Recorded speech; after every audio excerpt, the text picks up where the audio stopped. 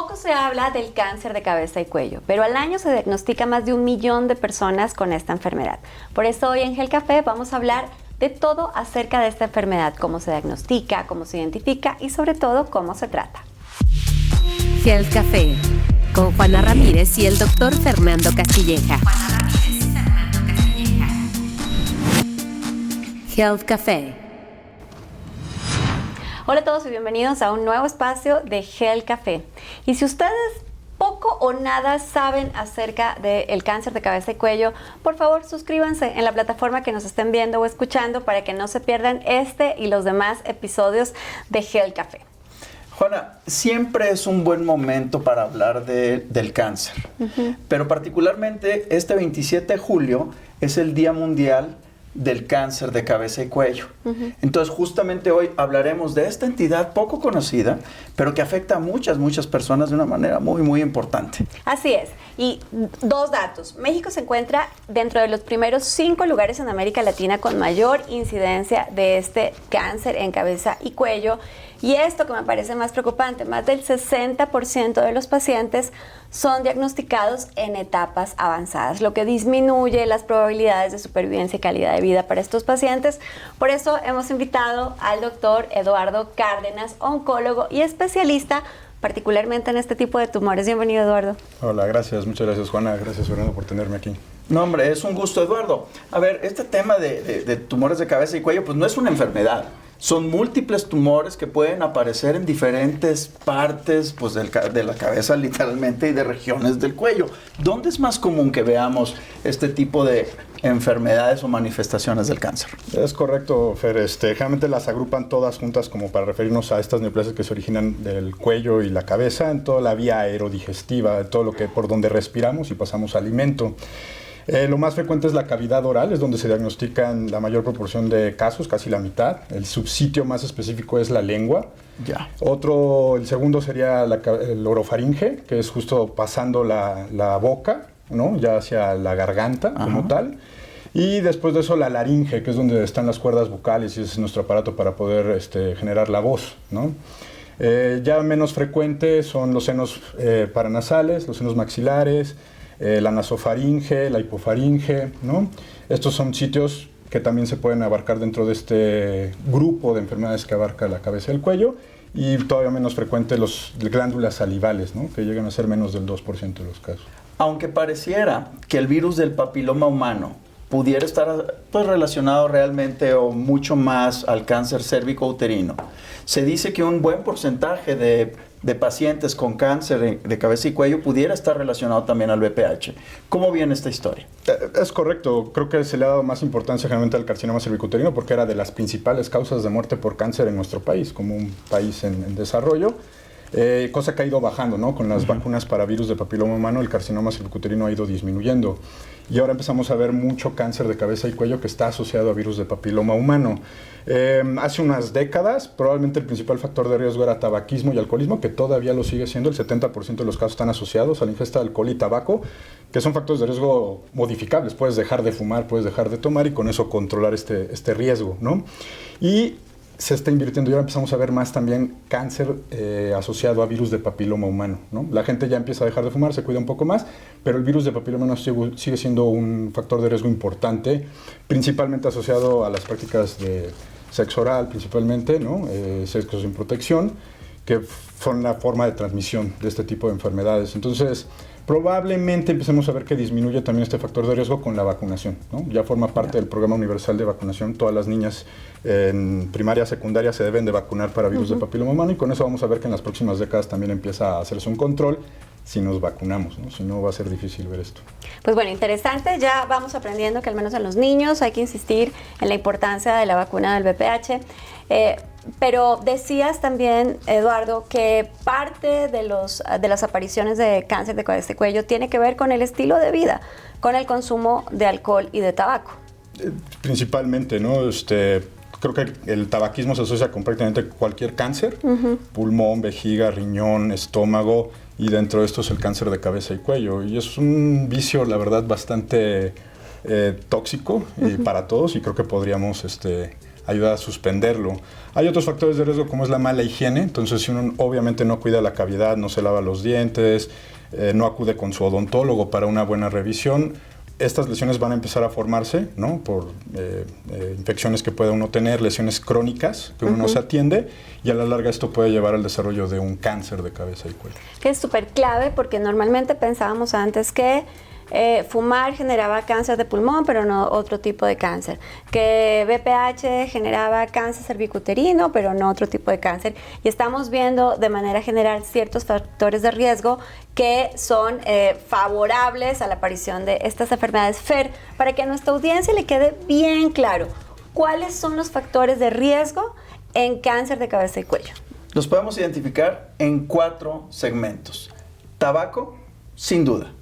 Consumo excesivo de alcohol, mala higiene bucal y el riesgo de tener VPH o virus del papiloma humano. Esos son los principales 4 factores de riesgo relacionados con este tipo de cáncer.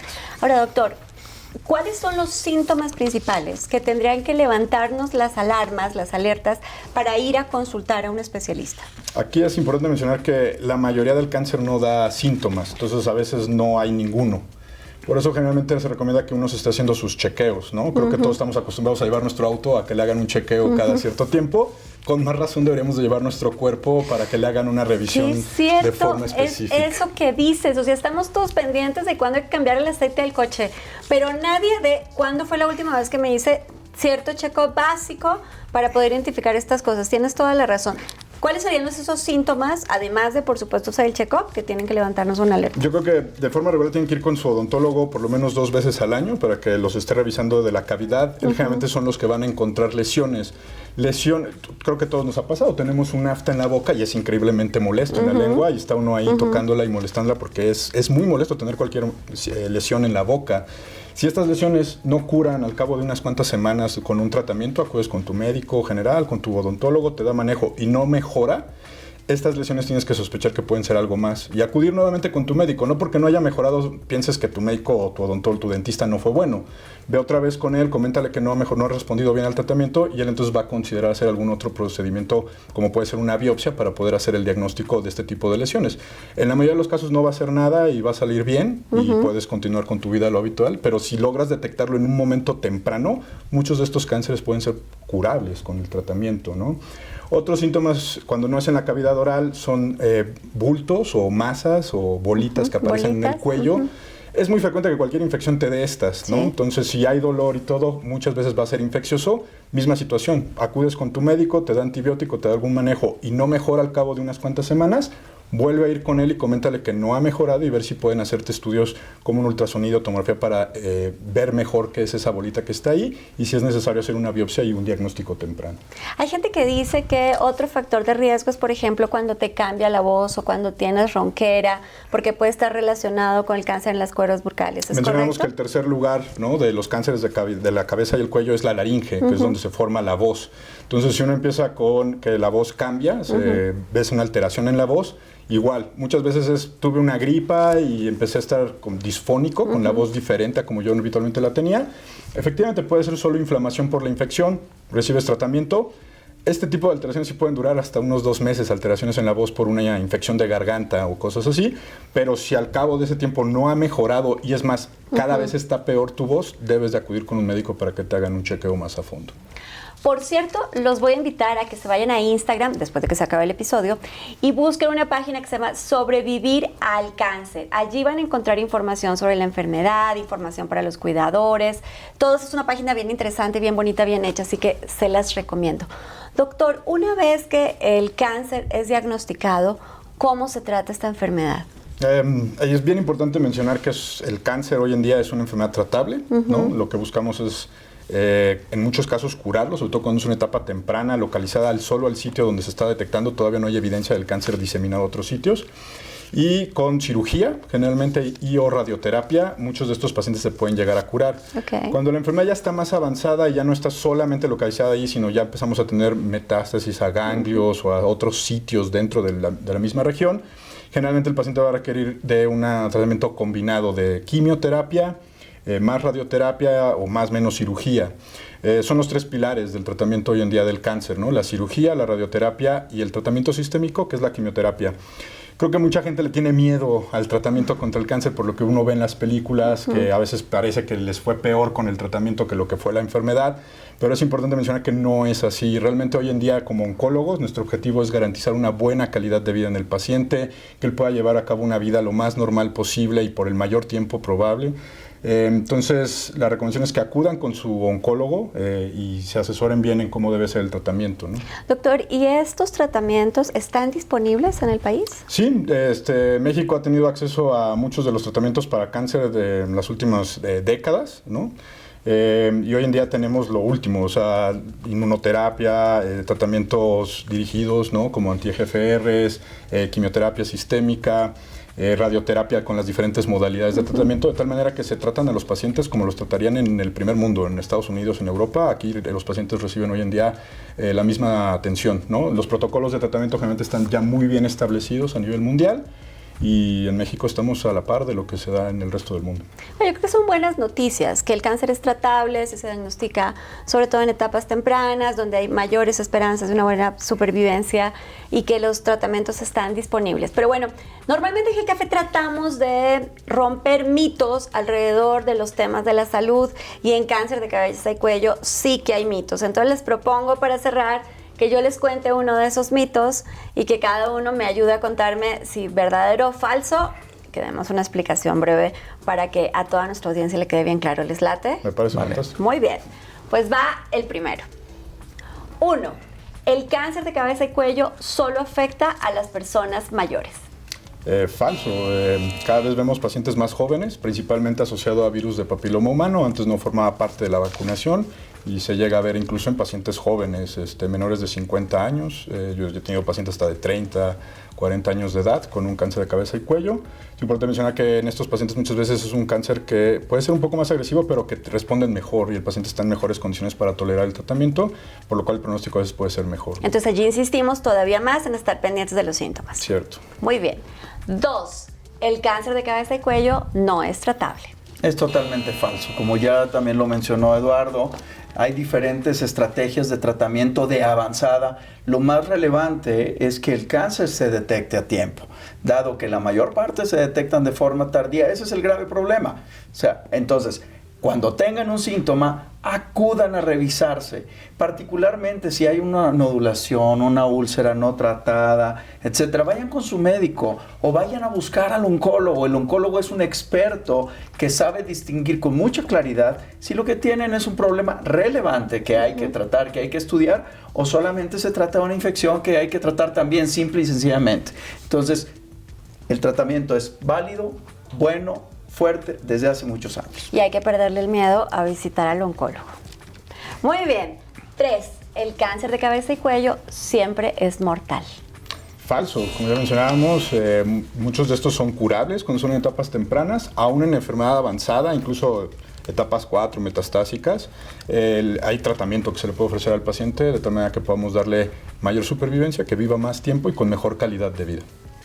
4. El cáncer de cabeza y cuello solo afecta a la garganta y a la boca. Como ya también se mencionó en este episodio, puede afectar también otras zonas. Si bien lo más común es boca, laringe, faringe, también los senos paranasales, la nariz, la parte de atrás de la nariz, etcétera, pueden ser un sitio donde se puede desarrollar y los síntomas pueden ser bien variados. Por ejemplo, alguien que tenga una sinusitis crónica que no se trata, debe revisarse. Vaya con su médico, que hagan los estudios apropiados para descartar la posibilidad de tener un tumor. Y 5. El cáncer, si es un tumor chiquito, no es grave. Falso. El diagnóstico de cáncer siempre es grave, no por ser grave es que no es catastrófico, hay cosas que podemos hacer, hay tratamientos que se pueden dar. Entonces, cuando tienes una lesión pequeña hay que aprovechar de valorarla, descartar si es efectivamente cáncer o no. Si es cáncer, lo estás detectando en una etapa temprana y por ende va a tener un mejor pronóstico, en muchos casos curable, entonces hay que atenderlo, ¿no? Entonces, no porque sea algo pequeño es insignificante, hay que darle más prioridad. Doctor Eduardo Cárdenas, agradeciéndote mucho por aceptar nuestra invitación en Health Café, donde nos encanta tener a los especialistas. Me encantaría que nos ayudes a cerrar con un mensaje a toda nuestra audiencia. Claro que sí, Juana, Fernando, gracias por haberme invitado. Es un gusto poder estar aquí y compartirles un poco de mi experiencia.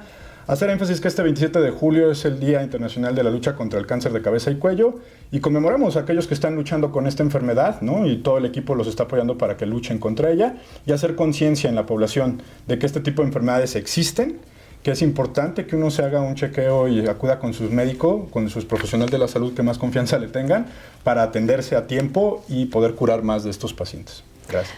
Muy bien, pues todos los que nos escucharon, los que crean que tienen un amigo, una amiga a quien este episodio le puede interesar, por favor, compártanlo, dejen sus preguntas en YouTube, en Spotify, donde nos vean o nos escuchen.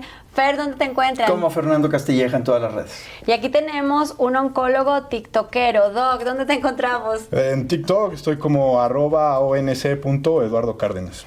Muy bien, y a mí ya saben que me encuentran como Juana Ramírez o Juana Ramírez Soy. Nos vemos el próximo miércoles para hablar de salud aquí en Health Café.